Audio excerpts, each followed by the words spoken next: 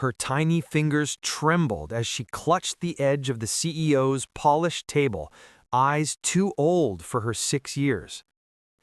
"If you feed me the leftovers," she whispered, "I'll tell you a secret." Hello, if you're ready to hear the whole story, click subscribe and tap the notification bell. Type in the comments where you're watching from, because tomorrow, I will be giving you another story just as touching as this one, or maybe even crazier. And you don't want to miss it. Now let's begin.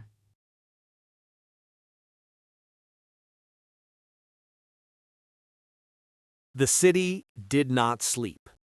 Its glass towers shimmered like sharpened teeth against the night sky, neon lights casting fractured reflections across the river. High above it all, in a corner office that seemed more like a throne room than a workplace, Adrian Kessler sat alone. At 48, Adrian was the kind of man people admired from a distance but feared up close. His tailored navy suit clung to his broad shoulders, his cufflinks gleamed as if they too carried his brand of ruthless precision. On the surface, he had everything. Chairman of a multi-billion-dollar tech empire, a penthouse apartment with sweeping skyline views, and a staff trained to anticipate his every whim.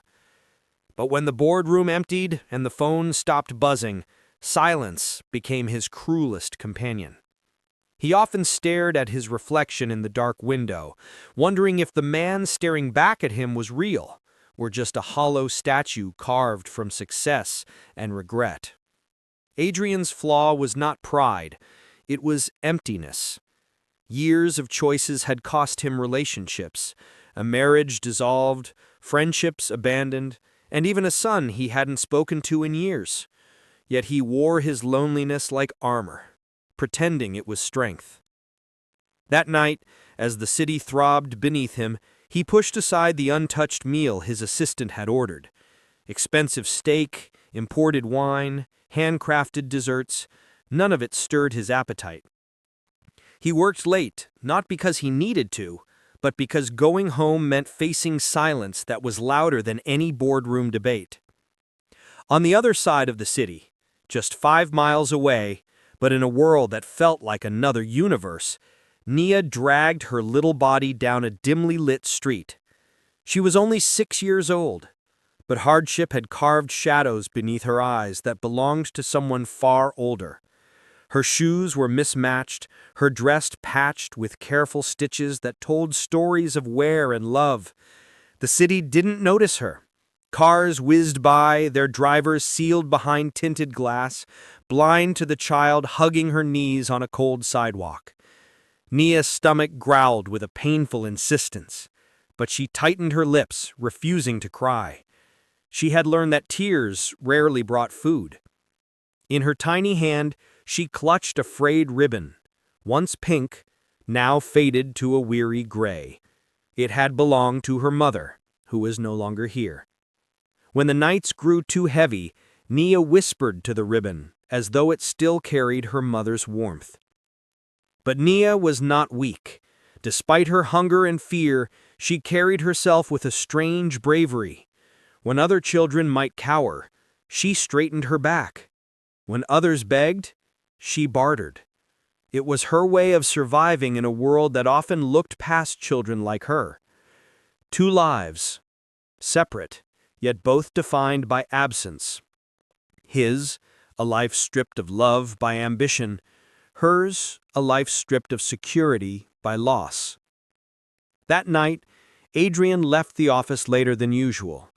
The autumn air was crisp, carrying the faint scent of roasted nuts from a nearby vendor. His chauffeur waited with the car door open, but Adrian paused, feeling strangely restless. Against his routine, he dismissed the driver and decided to walk a few blocks. It was a small choice, almost unnoticeable, but it was the choice that would change everything. As he turned down a quieter street, his gaze landed on a small figure crouched by the glowing window of a restaurant. The girl's eyes followed the plates of food carried to laughing customers inside. She pressed her small palms against her stomach as if trying to quiet its demands.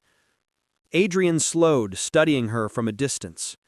Something about her stillness, the way she watched, reminded him of a photograph he once kept in his study, of his own son at the same age. But he shook the thought away. Nia, sensing eyes on her, lifted her head. Their gazes locked. A millionaire accustomed to being invisible in his power, and a child accustomed to being invisible in her need. She stood, wobbling slightly, and stepped forward with a courage that surprised even herself. When she reached him, she looked up at the towering man whose shoes probably cost more than her family had ever owned. Her voice was a whisper, but it carried with startling clarity. "If you feed me the leftovers," she said, pointing to the bag of untouched steak her assistant had forced on him, "I'll tell you a secret." The words stunned Adrian, not because of what she said, but because of how she said them, steady, deliberate, as though her secret was more valuable than gold. And in that moment, beneath the glow of the city's neon lights, the emptiness in his chest shifted. For the first time in years, Adrian Kessler felt something other than control. Something was about to change.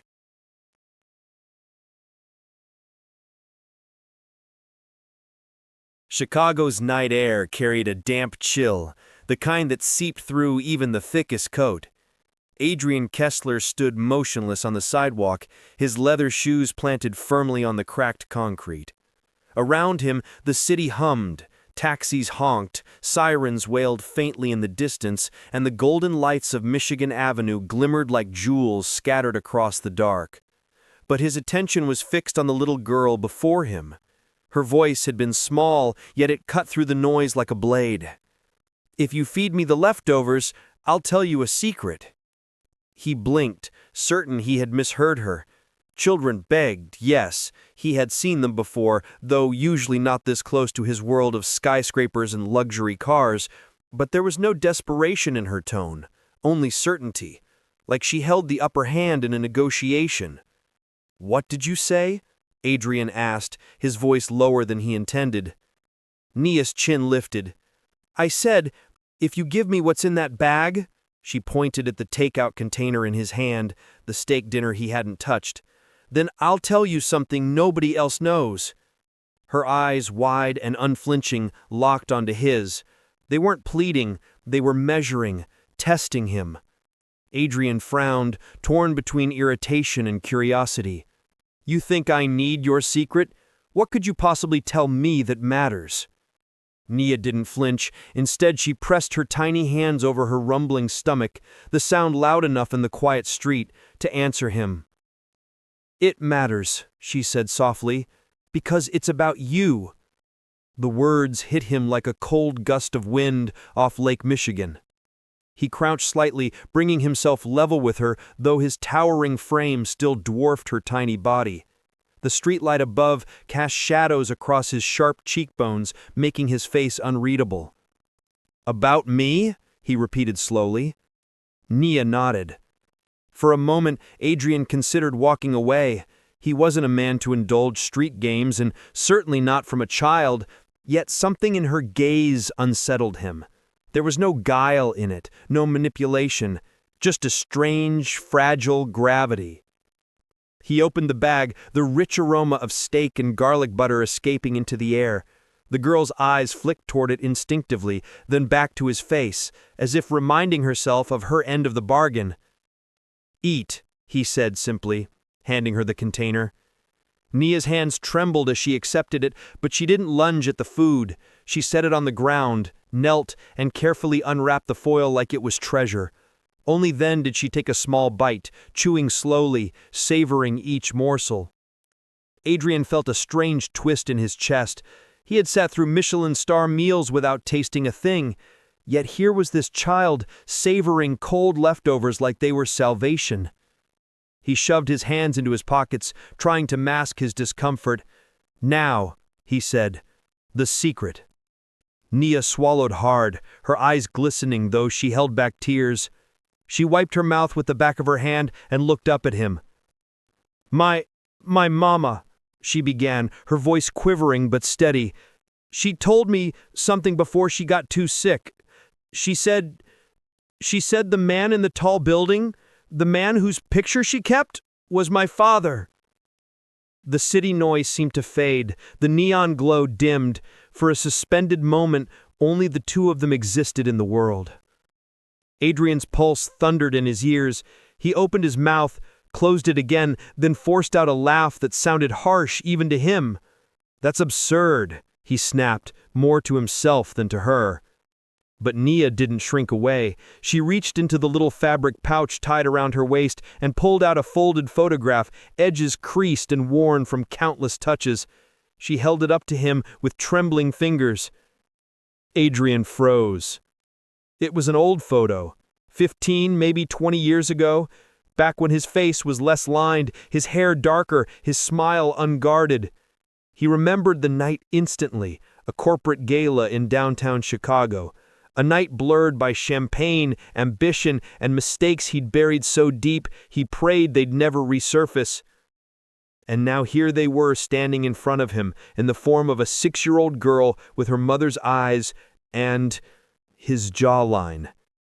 His stomach dropped. Nia studied his silence, mistaking it for rejection. Her small voice wavered. I said you didn't know. That's why I had to tell you. Because I don't have anybody else. The words carved into him sharper than any boardroom betrayal. Adrian straightened, suddenly feeling exposed beneath the city's lights. This couldn't be real. He was Adrian Kessler.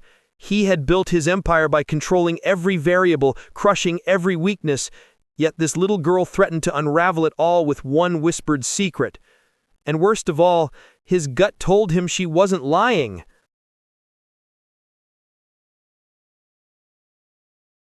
The photograph still burned in Adrian's mind as he shoved it back into the girl's trembling hands.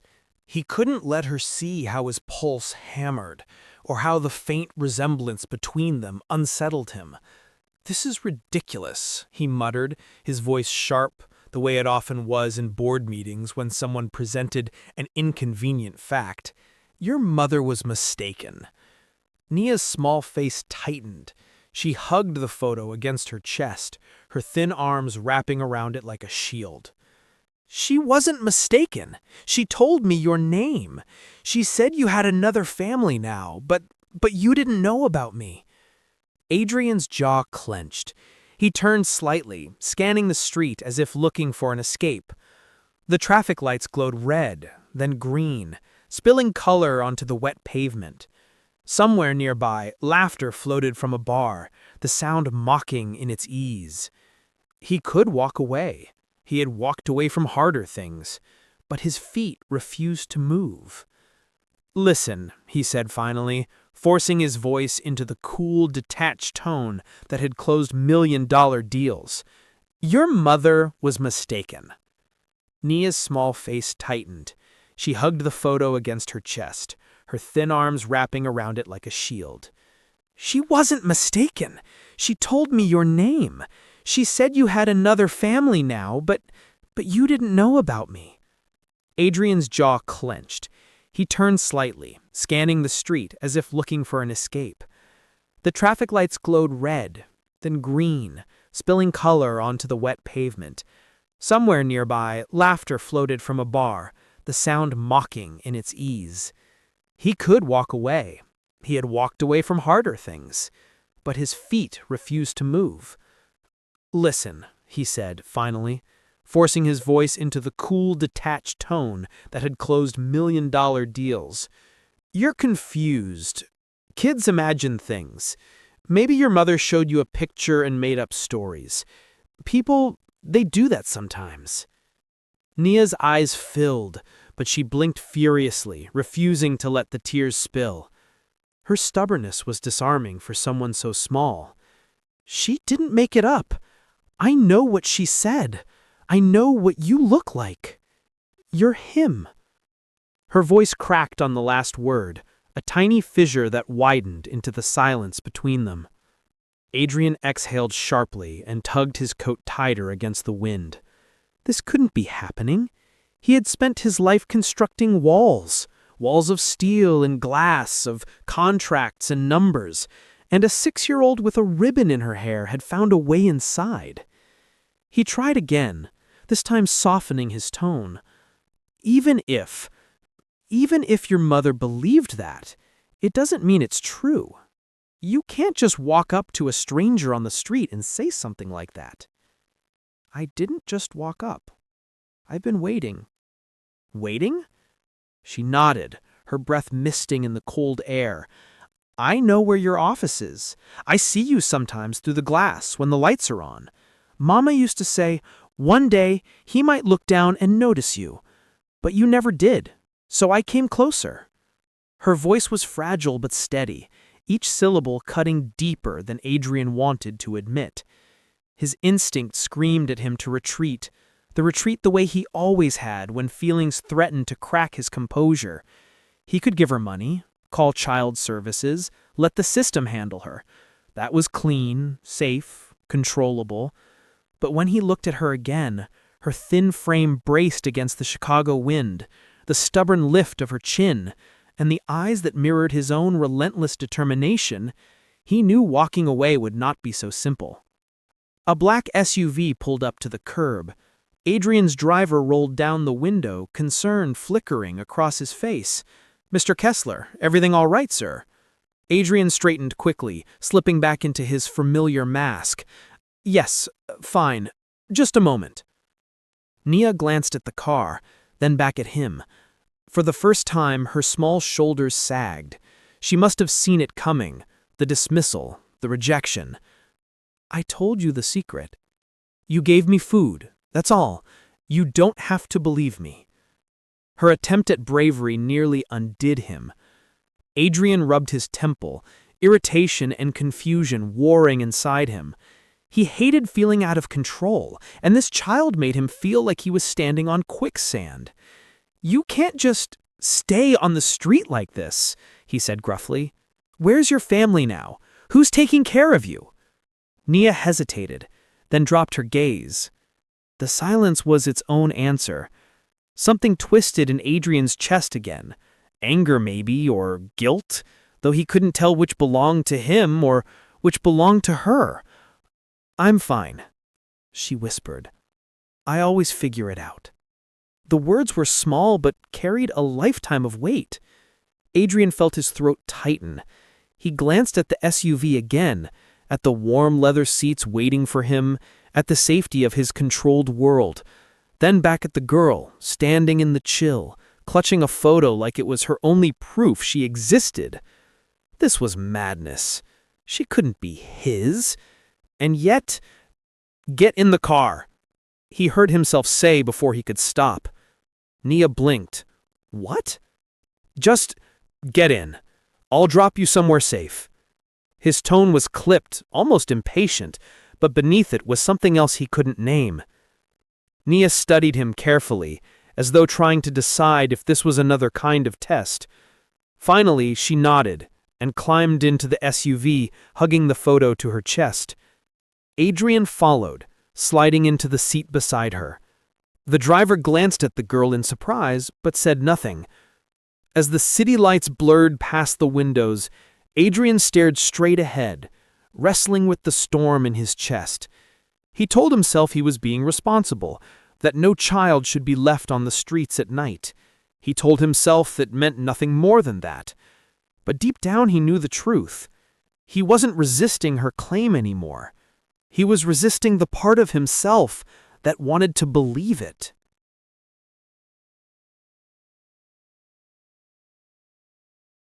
The SUV glided through Chicago's night streets, headlights carving lines across slick pavement. Adrian sat rigid, staring out the tinted window at the blur of neon and shadow.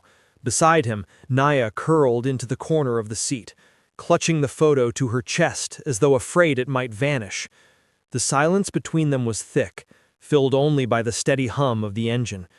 "Where do you live?" Adrian asked finally, his voice clipped. Nia didn't answer at first.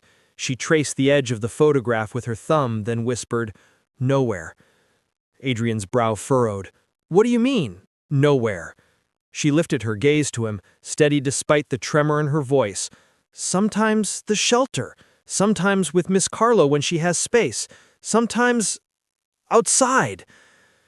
The words landed like stones in Adrian's chest.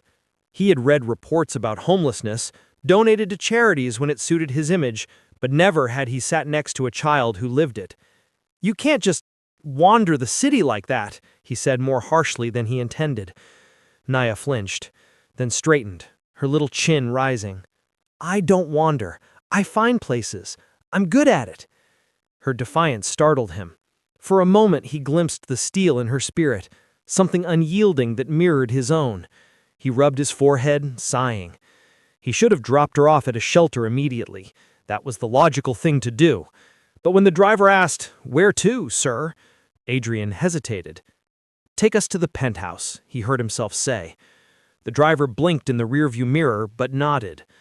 The penthouse, on the 40th floor of a glass tower, overlooked Lake Michigan, its walls of floor-to-ceiling windows revealing a glittering city below. Inside it was immaculate, designed by architects and decorators who understood wealth, but not warmth. When Naya stepped inside, her tiny footsteps echoed against polished marble floors. Her wide eyes darted across the vast space, the sleek leather couches, the chrome fixtures, the grand piano that hadn't been touched in years. "Is this your house?" she whispered. "My home," I corrected, though the word felt foreign on my tongue. "Yes." Naya set her small backpack on the floor and hugged herself against the chill of the high-ceiling space. For the first time, Adrian noticed how thin her sweater was, the fabric frayed at the edges. "Are you hungry still?" he asked. She nodded cautiously. He motioned toward the kitchen. Within minutes, the chef's refrigerator, stocked by assistants though rarely touched by him, yielded a plate of fruit, bread, and cheese. Adrian placed it on the counter as she climbed onto a stool. She didn't devour the food. She ate slowly, politely, as though too much eagerness would make it disappear. The contrast struck him. He had dined with kings of industry who tore into meals greedily, as though their wealth entitled them to excess. Yet here sat a child, hungry enough to faint, still careful, still composed. When she finished, she slid the plate forward with small, deliberate hands. "Thank you." Adrian studied her. Gratitude was rare in his world, usually tangled with ulterior motives, but hers was simple, genuine. He cleared his throat. "You can stay here tonight. Tomorrow I'll figure something out." Naya tilted her head, her braids shifting gently. "You don't believe me, do you?" Adrian froze. "You don't believe I'm yours?" She pressed, her voice quiet but firm. His mouth opened, but the words stuck in his throat. He looked away, focusing instead on the skyline glittering through the window. Finally, he said, "It's not that simple." Her eyes softened, though her small shoulders slumped. She pulled the faded ribbon from her pocket and tied it gently around her wrist. "Mama said sometimes people don't want to believe things because it makes their heart hurt. Maybe your heart hurts too." Adrian felt something crack inside him, though he quickly masked it. He stood, pacing to the window. "It's late. You should rest." She nodded, sliding off the stool. But as she followed him toward the guest bedroom, she paused in the hallway, staring up at a framed portrait on the wall. It was an old photo of Adrian at 30, beaming at a company launch. The resemblance to the picture she carried was undeniable. Her lips parted, but she said nothing. Instead, she walked quietly into the guest room, clutching her photo. Adrian lingered in the living room long after she had disappeared behind the door. The city spread out below him, dazzling, but for the first time in years he felt its lights cold and hollow. He told himself she would be gone tomorrow, that he would call someone, make arrangements, but deep down he knew the truth. Her presence had already taken root. The walls of his empire had cracked, and he wasn't sure he wanted them mended. What would you do if a child showed up claiming to be part of your past? Would you walk away or let her in, even for just one night? Share your thoughts below. I'd love to hear them. The penthouse was quiet the next morning, except for the hum of the city seeping through glass walls. Adrian stood at the kitchen counter, nursing a black coffee, staring at his reflection in the glossy surface. He hadn't slept much. Every time he closed his eyes, the girl's face appeared, her stubborn eyes, her mother's ribbon tied around her wrist, her whispered certainty. "You're him." He told himself it was impossible, yet the photograph had been real, too real. From down the hall, he heard small footsteps. Naya padded into the room, her hair tousled from sleep, the photo still clutched in her hand. She climbed onto a stool without a word, resting her chin on her arms. "You're up early?" Adrian said. "I don't like sleeping late. When you sleep too late at the shelter, the food's gone." Her voice carried no complaint, only matter-of-fact survival. Adrian set a plate of toast and fruit before her. She eyed it carefully, then offered a quiet, "Thank you," before eating. For a moment, the silence between them felt almost domestic, almost like a memory he couldn't place. After breakfast, Naya wandered into the living room, her eyes catching on the polished piano by the window. She reached up and pressed a single key. The sound rang through the room, bright and startling. "Do you play?" she asked. Adrian stiffened. "I used to." "Why'd you stop?" He hesitated, the question tugging at a wound he rarely touched. "Life got busy." She pressed another key, softer this time. "Mama used to sing. She said music makes the hurt smaller." Adrian swallowed hard. For a flicker of a moment, he saw her mother again, the woman from that gala years ago, laughing as she sang along to the band, eyes sparkling in the glow of chandeliers. He had forgotten her name, but not her voice. Naya climbed onto the bench and let her little fingers stumble clumsily across the keys. The notes clashed, but she didn't stop. "Mama said I could learn if someone taught me." Her words dug deeper than she knew. Adrian pressed a hand to the back of his neck and turned away, pretending to check his phone. Later that day, as Adrian sat in his office, Naya explored the shelves lining one wall. Rows of awards, framed news articles, and books about leadership stared down at her. She pulled one book free, its leather cover stiff and old. Inside was a slip of paper. A photo. Smaller and more faded than the one she carried. She gasped. It was the same woman. Younger, smiling in a candid moment. And standing beside her was Adrian. Unmistakably him, his hand resting casually on her shoulder. Adrian spun around at the sound of her gasp. His face paled when he saw what she held. "Where did you find that?" His voice was sharper than he intended. Naya hugged the photo to her chest, her eyes wide. "You knew her. You really did." Adrian strode forward, snatching the photo from her hand. His fingers trembled as he shoved it back into the book, slamming it shut. "That was a long time ago." Naya's lip trembled. "So it's true?" Adrian looked away, his chest tightening. I don't know," he admitted, his voice low, almost broken. That night, the weight of memory dragged him into restless dreams. He was back at the gala, 25 years younger, his life just beginning its climb to the empire he now ruled. She had been there, radiant, vibrant, alive in a way that disarmed him. They had talked, danced, laughed until the champagne blurred his edges. He had not looked back. He rarely did. But what if she had? Adrian woke with a start, sweat dampening his collar. The next morning, Naya sat at the counter, the ribbon tied firmly on her wrist. She studied him carefully as he entered the room. "You did know her," she said quietly. Adrian paused, then nodded, his throat tight. "Yes." Naya's eyes searched his face. "So, does that mean you're my dad?" The question hung heavy in the air. Adrian felt cornered, the walls of his penthouse closing in. He wanted to say yes, to give her the certainty she craved, but he couldn't, not without proof, not with the risk of reopening wounds he had buried. "I don't know," he said finally. "I really don't." Her shoulders slumped, but she didn't cry.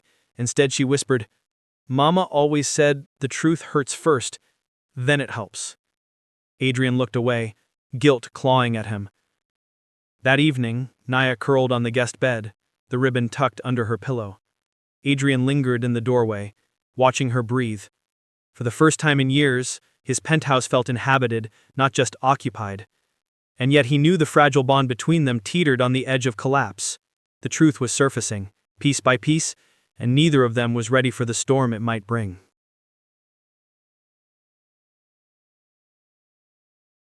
The following day unfolded differently. For the first time in years, Adrian didn't rush out to the office before sunrise. Instead, he lingered in the penthouse, unsettled by the small figure wandering its endless rooms. Naya's laughter, soft and cautious at first, echoed faintly against the marble. She had discovered the bookshelf again, tugging free a volume nearly too heavy for her. Adrian watched from the kitchen doorway, arms crossed, as she dragged it across the floor and collapsed in a heap, giggling at her own clumsiness. "What are you doing with that?" he asked, his voice rough with amusement he hadn't intended. "It looks important," she said, flipping the book open upside down. "But the words are boring." Adrian's lips twitched, despite himself. He stepped closer, gently turning the book right side up. "That's a law textbook. Definitely boring." She squinted at the tiny print, then shut it with a dramatic thud. "Mama said stories are better. Do you have any stories?" Adrian hesitated. Stories weren't part of his world anymore. His shelves held ledgers, biographies, and strategy manuals. Tools for power, not imagination. "Not really," I admitted. Naya tilted her head. "Then maybe you should make one up." The challenge in her small voice startled him. Nobody challenged Adrian Kessler. Not his board, not his rivals. Yet here was this 6-year-old demanding a story like it was the most natural thing in the world. He sank onto the couch beside her. "All right then. Once upon a time..." He paused, frowning. "There was a very serious man who didn't smile much." Naya giggled, clapping her hands. "That's you!" Adrian smirked. "Maybe. And one day, he met a very small girl who told terrible jokes." "I don't tell terrible jokes," she protested. "Oh, you don't?" "Nope." She sat up straighter. "Why did the cookie go to the doctor?" Adrian raised an eyebrow. "Why?" "Because it was feeling crummy." For the first time in months, maybe years, Adrian laughed. A real laugh, unpolished, spilling from somewhere deep inside. Naya beamed, as if she had cracked a code. That afternoon, she wandered back to the piano. This time Adrian joined her. "Show me what you did yesterday," he said, sitting beside her on the bench. Naya pressed a key timidly. Adrian placed his hand on the keys too, letting a simple chord fill the room. "Try this one." He guided her tiny fingers. The notes clashed at first, then slowly found harmony. Naya grinned, her whole face glowing. "You're good at teaching," she said. Adrian shook his head. "I'm out of practice." "Then practice with me," she replied, simply. The words hit him harder than he expected. He had built an empire by teaching others, mentoring executives, training rising stars. But this was different. This was life, distilled to its simplest, most purest form. That evening, Adrian ordered dinner to the penthouse. For the first time, he didn't eat alone. They sat across from each other at the sleek dining table, the city lights glittering around them. Naya pushed peas around her plate with her fork. "Do you always eat by yourself?" she asked. Adrian nodded. "Usually." "That's sad," she said plainly. He froze, her bluntness slicing through him. Nobody had ever dared to say it out loud. "It's quiet," he admitted after a moment. "Too quiet," she said. "When it's too quiet, you can hear your heart." Adrian set his fork down. "And what does your heart say?" Naya looked down, fiddling with her ribbon. It says I don't want to be alone anymore. The silence that followed wasn't heavy. It was tender. Something unspoken passed between them, fragile and real. Later, when it was time for bed, Adrian lingered in the doorway again. Naya lay curled beneath the blankets, the city's glow painting her face in soft gold. "Can you tell me a story?" she asked, drowsily. Adrian hesitated, then sat on the edge of the bed. He told her a simple tale, a clumsy prince who thought his crown made him strong, until he met a child who showed him that real strength was kindness. By the time he finished, Naya was asleep, her breathing steady, her hand still clutching the ribbon. Adrian remained there, staring at her, realizing with a shock that the emptiness in his penthouse felt different. Not gone, but lighter. And that frightened him more than loneliness ever had. Do you believe love can grow in the most unexpected places, even between strangers who never planned to meet? Comment below with your thoughts. I'd love to know what you think.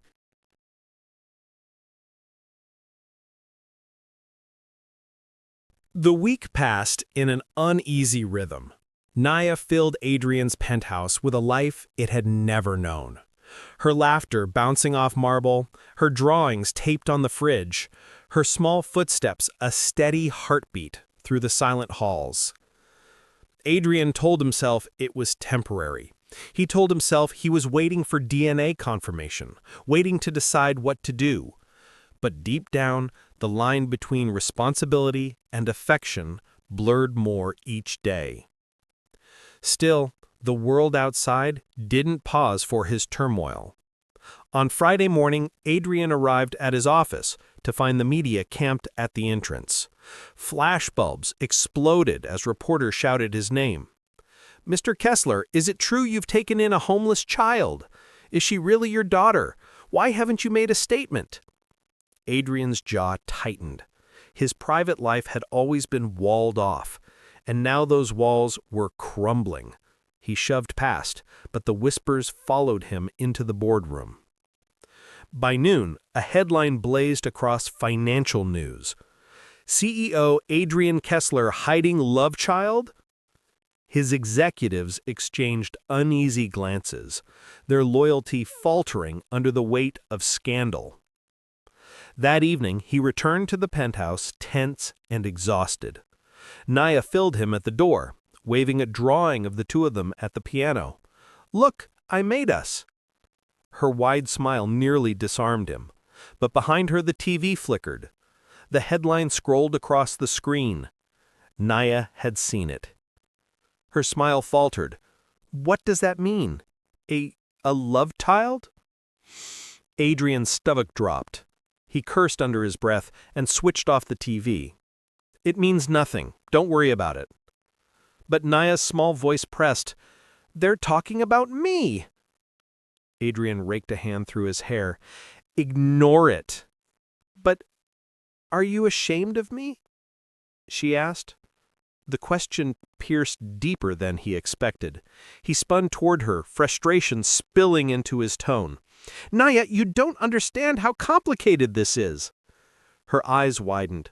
"I do understand. You don't want people to know I'm yours." "That's not what I said." "But it's what you mean." Her voice cracked, the fragile trust they had built trembling on the edge. The doorbell rang suddenly, sharp and insistent. Adrian opened it to find Claire, his ex-wife, standing tall and furious. "You've lost your mind," she snapped, barging inside. "Do you know what this is doing to your reputation? To our son?" Naya shrank back, clutching her ribbon, her eyes darting between them. Claire's gaze landed on the girl, her lip curling. "So it's true. You picked her up off the street and brought her here? What are you thinking, Adrian? You don't even know if she's yours." "She could be," Adrian said quietly. Claire's laugh was sharp, bitter. "And if she is, what then? You think you can suddenly play father after abandoning your own son for years?" The words landed like blows. Adrian flinched, but said nothing. Naya stepped forward, her voice trembling but fierce. "Don't talk to him like that!" Claire blinked, then sneered. "Oh, sweetheart, you think he's your hero? You don't know this man. He leaves people behind when they get in his way." Naya turned to Adrian, searching his face for denial, for reassurance. But Adrian's silence was damning. "Is that true?" she whispered. Adrian opened his mouth, but the truth, his failures, his broken family, choked him. Naya's eyes filled. She backed away, shaking her head. "You don't want me here. You never did." "Naya!" She ran past him, darting toward the guest room. The door slammed. For the first time in years, Adrian felt powerless. He leaned against the wall, his chest heaving, Claire's accusations echoing in his ears. "What are you doing, Adrian? You'll ruin yourself and her!" She left without waiting for an answer, her heels clicking against the marble like a gavel slamming down judgment. Adrian stood outside the guest room door for a long time, listening to the muffled sound of Naya's sobs. He lifted his hand to knock, then let it fall. Inside, Naya curled beneath the covers, clutching the photo of her mother, so tightly it wrinkled. "She was right," she whispered into the darkness. "You don't want me." That night, the penthouse was silent again, the kind of silence Adrian had once craved, but now found unbearable. The walls that had begun to echo with laughter and music were hollow once more.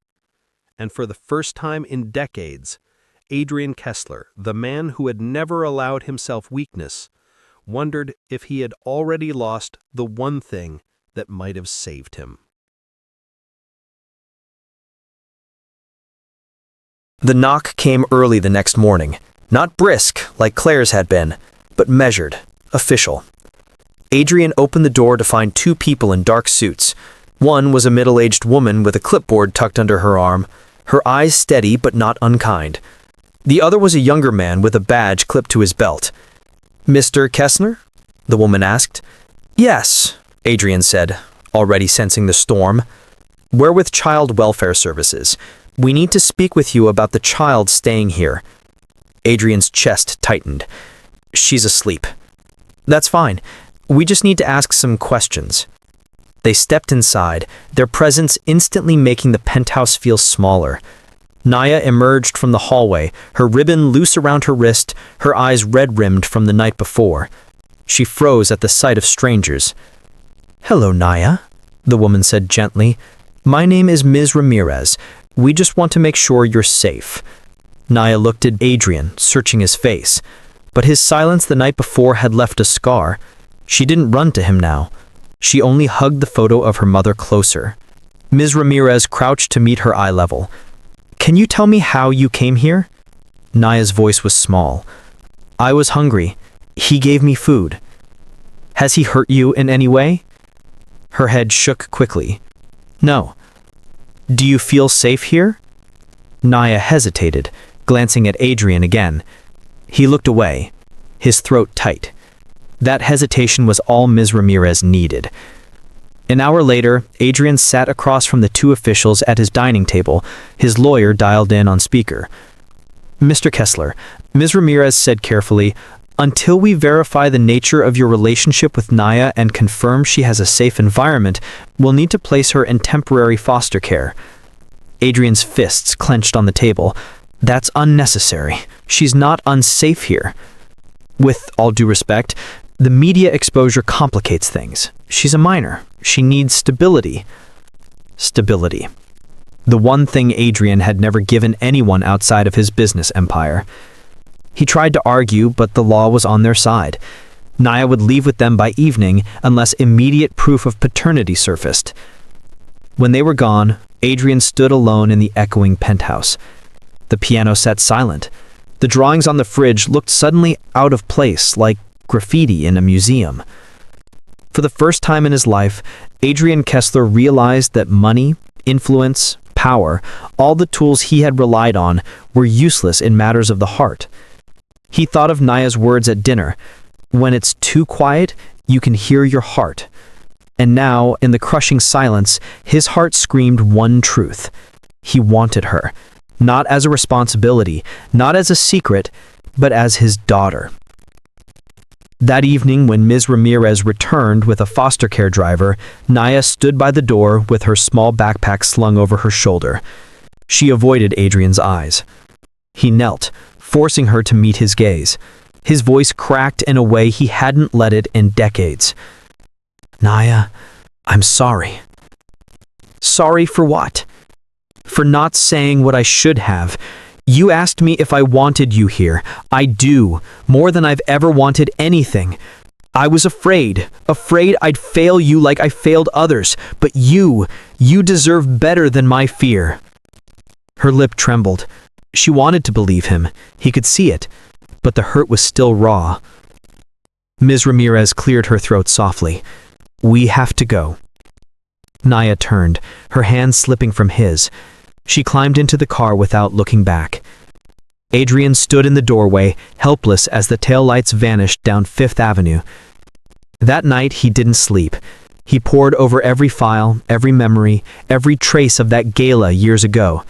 He called his legal team, ordered expedited testing, pulled strings he hadn't used in years. For once, it wasn't about saving his reputation. It was about saving her. The question wasn't whether he had the resources, it was whether he had the courage to fight, not for an empire, but for a child. If you were in Adrian's shoes, powerful but suddenly powerless to protect the one thing that matters, would you fight for the child or let go for her safety? Share your thoughts in the comments. 3 days. That was all it took for the city to move on to the next scandal. But for Adrian, those 3 days stretched into eternity. The penthouse was silent again, stripped of its fragile warmth. The piano sat untouched. The drawings had been carefully removed from the fridge by his housekeeper, who thought she was tidying but instead erased the only proof of laughter that had lived here. Adrian couldn't focus at the office. His executives whispered about his distraction. Investors pressed for clarity. But none of it mattered. For the first time in his life, Adrian Kessler's empire could crumble, and he wouldn't care. On the 4th day, the results came in. The DNA report lay on his desk, heavy as stone. His hand shook as he opened it. Probability of paternity. 99.9%. He pressed the paper to his chest, a sound escaping him somewhere between a sob and a laugh. For decades, he had chased numbers on spreadsheets, but this number rewrote his life. She was his. That evening, Adrian arrived at the child welfare office in downtown Manhattan. The fluorescent lights hummed above him, the waiting area crowded with parents, children, and caseworkers.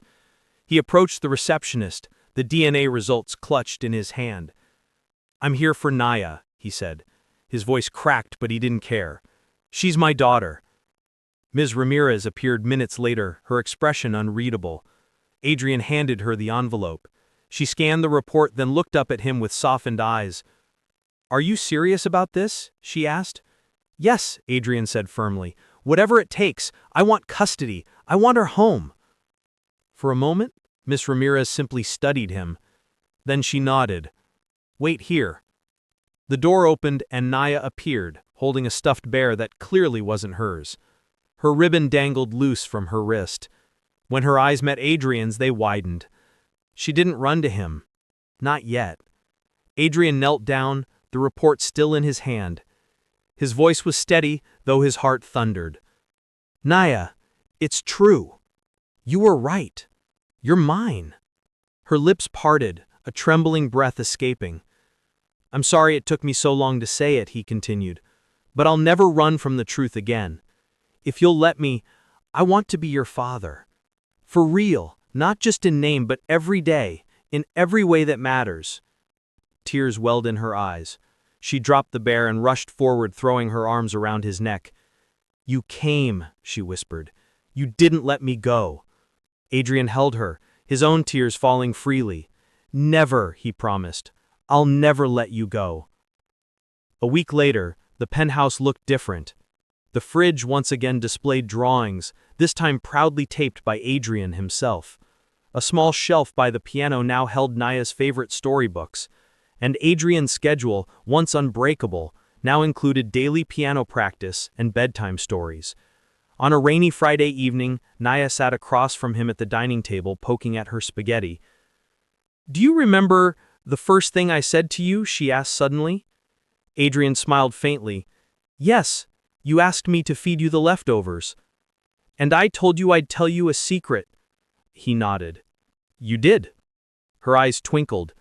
"But I didn't tell you yet." "Oh, what's the secret?" She leaned across the table, lowering her voice as though the city outside might overhear. "The secret is, I always knew you'd come for me.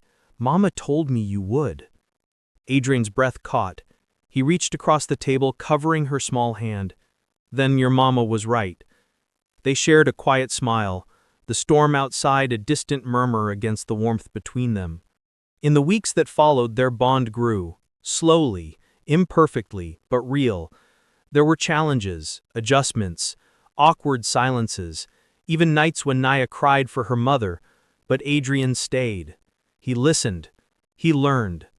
And with each passing day, the fortress he had built around his heart crumbled, brick by brick, replaced by something stronger: love. Months later, as autumn painted Central Park in gold, Adrian and Naya walked hand in hand down a tree-lined path. She skipped ahead, her ribbon fluttering in the breeze, her laughter bright and fearless.